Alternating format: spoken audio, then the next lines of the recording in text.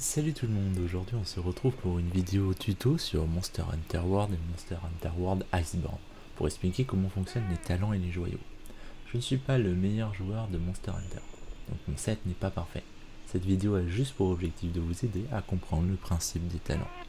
J'ai pris mon arme actuelle qui est une Bolto H Amkadashi 2 si je ne me trompe pas, de toute façon je vais vous montrer là dans quelques instants.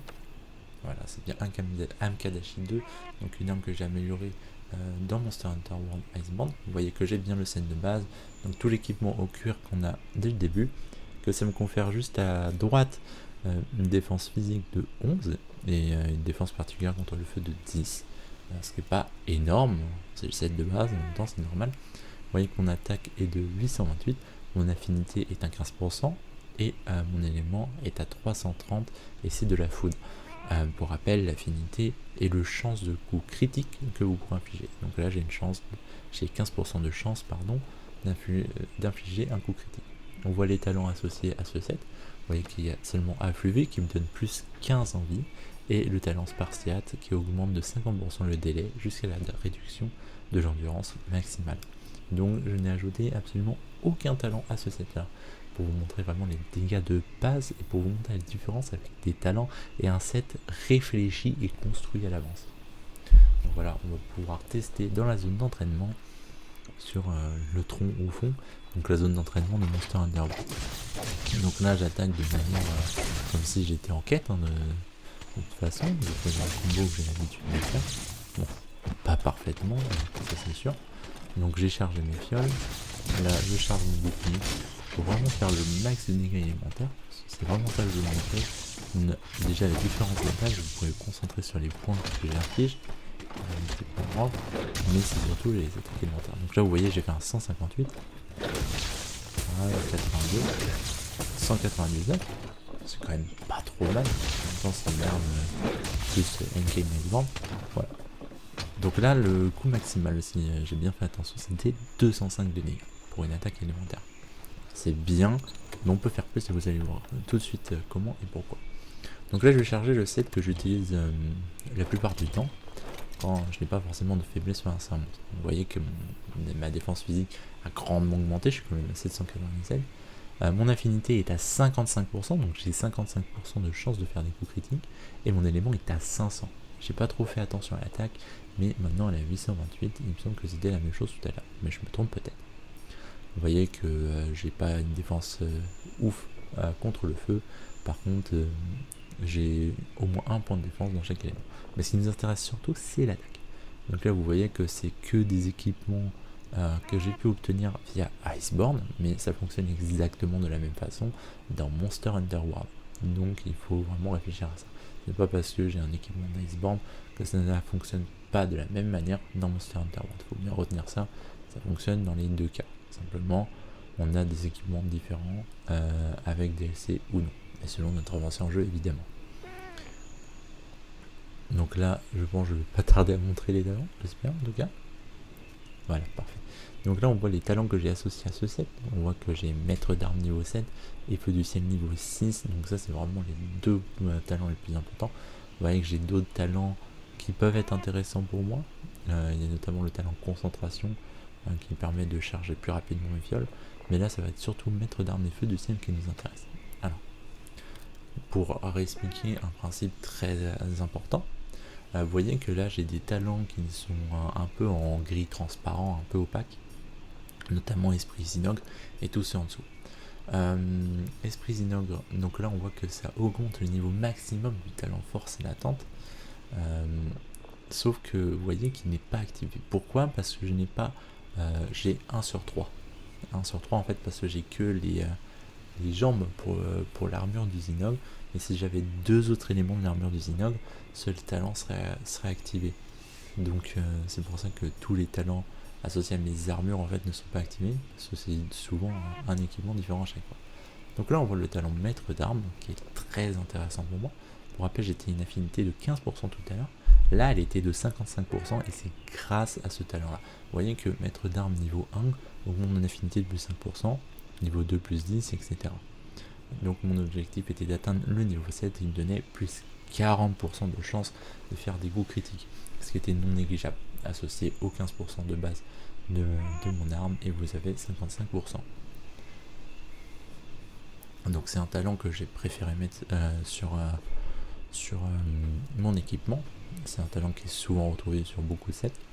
Là vous voyez Feu du ciel qui là augmente mes attaques élémentaires, donc les attaques de type foudre, ça tombe bien, c'est ce qu'utilise mon âme Kadashi. Vous voyez que le niveau A ajoute plus 30 à ses attaques, mais si on descend au niveau 6, on a une attaque de plus 20% et une attaque de foudre de plus 100. Vous voyez, on a plus de chances déjà de faire des dégâts avec cette attaque foudre, et elle est de plus 100. Donc là je monte d'autres talents, j'ai montré notamment Influvier, comme quoi je suis au maximum, donc ça me donne plus 50 en vie. On voit plein d'autres talents. Je vais montrer le talent concentration. Mon dernier talent, voilà. Vous voyez que c'est un talent qui me permet de remplir les auges plus rapidement. Le temps de charge est moins long, et le remplissage de jauge est beaucoup plus rapide. De toute façon, tous les talents dans Monster Hunter World sont expliqués, donc je vous invite à aller regarder par vous-même, à bien vous réfléchir dessus, parce que ça peut vraiment vous aider, notamment selon votre gameplay. J'en profite pour le temps que je monte tout ça, pour vous expliquer. Ce set là est un set qui me convient, un set que j'ai réfléchi par avance.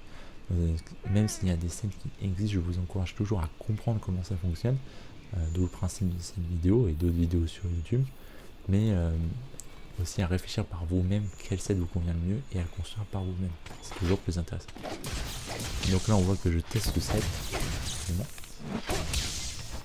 Donc on voit que l'attaque augmente un tout petit peu, mais c'est surtout l'attaque alimentaire qui est flagrante selon moi. Donc on voit que j'ai loupé mon combo, mais on voit que je charge exactement comme tout à l'heure. Voilà. Je vais recharger le sol une autre fois, parce que je vous rappelle la Volto H, les attaques alimentaires se passent en mode H. Donc là, je fais des attaques alimentaires, je suis déjà à 167, 257. Là je ne les charge plus, vous voyez j'ai atteint 323, mais là j'ai atteint 257 avec une attaque normale. Tout à l'heure j'étais aux alentours de 200 ou à peine 200. Donc là on voit que je vais recommencer la même chose pour bien vous montrer l'effet qu'a Feu du ciel du coup. Et, maintenant vous voyez qu'il y a quand même des petites choses qui s'affichent, il y a une petite étoile en dessous, donc il y en a quand même beaucoup plus. Donc ce qui peut être intéressant pour moi, notamment quand je suis en mode état. Voilà, 257. C'est quand même énorme. Associé à ça, le fait qu'un monstre ne supporte pas trop la foudre, vous augmentez vos dégâts considérablement. Donc là je vais vous montrer des joyaux. Voilà, donc là vous voyez que j'ai plusieurs joyaux associés. Donc on voit notamment dans Home Melkana, je vais le montrer dans pas longtemps, que j'ai associé dans une fente. Alors les fentes dépendent de l'équipement que vous avez, en général c'est indiqué quand vous les faites. J'avais une fente de 4, du coup j'ai associé le joyau du maître 2 qui me donnait un niveau 2 en maître d'armes. Donc ça fait que j'avais une infinité de plus 10%. On va le voir ensuite un peu après. Mais dans boucle du blizzard, vous voyez qu'il y a 2 joyaux de niveau 1, joyaux du maître. Ce qui fait que si on associe mes 3 joyaux, j'ai quand même maître d'armes niveau 4. Ce qui n'est pas négligeable parce que ça fait plus 20%. Mais le mieux, c'est quand même, pour moi, c'était d'atteindre niveau 7. Donc pour ce faire, j'ai utilisé la cote Artiane, voilà, comme on le voit sur le côté, qui a maître d'armes niveau 3. C'est-à-dire 3 plus 4, ça fait 7. C'est formidable, vous êtes doué en maths aussi. Et ce qui fait que maître d'armes est au maximum. Donc j'ai une affinité au maximum avec cette arme là. C'est toujours possible de l'améliorer, notamment en transcendant l'arme, comme on peut le faire dans Iceborne. Mais en tout cas là je suis au maximum de ce que je peux faire actuellement. Donc là je suis en train de voir que je n'ai pas forcément de talent feu du ciel. Si je me trompe pas. Si j'ai vu j'avais un joyau foudre. Donc voilà. Pour avoir des joyaux, comme je vous le montre actuellement, vous avez plusieurs possibilités. Mais il y a 2 quêtes importantes à faire où vous pouvez en récupérer pas mal. Ce serait dans Monster Hunter World la quête Le plus grand des Jagras, et dans Monster Hunter World Iceborne, la quête La colère du tonnerre, qui vous fera affronter un Zinogre alpha. Donc sur ces 2 quêtes, vous pourrez obtenir pas mal de joyaux intéressants. Donc voilà, c'est tout pour cette vidéo. J'espère qu'elle vous sera utile. Je vous encourage quand même à aller voir d'autres vidéos qui existent sur internet qui expliquent très bien comment on fonctionne, voire même mieux. Je conseille notamment la chaîne de Xeleco qui a fait beaucoup de vidéos sur Monster Hunter World pour expliquer comment cela fonctionne. Ça a été utile pour moi et je pense que ça peut l'être aussi pour vous. Le but de ma vidéo était simplement d'ajouter en plus une autre vidéo pour expliquer ce domaine-là, qui n'est pas forcément facile pour des débutants. Moi-même, je n'avais pas forcément compris le principe dès le début, sachant que j'ai commencé par Monster Hunter World. Voilà, j'espère que cette vidéo vous a été utile, je vais y arriver. Et si elle vous a été utile, tant mieux, et peut-être que je referai d'autres vidéos pour expliquer soit des tutos sur Monster Hunter World, ou pourquoi pas sur d'autres jeux.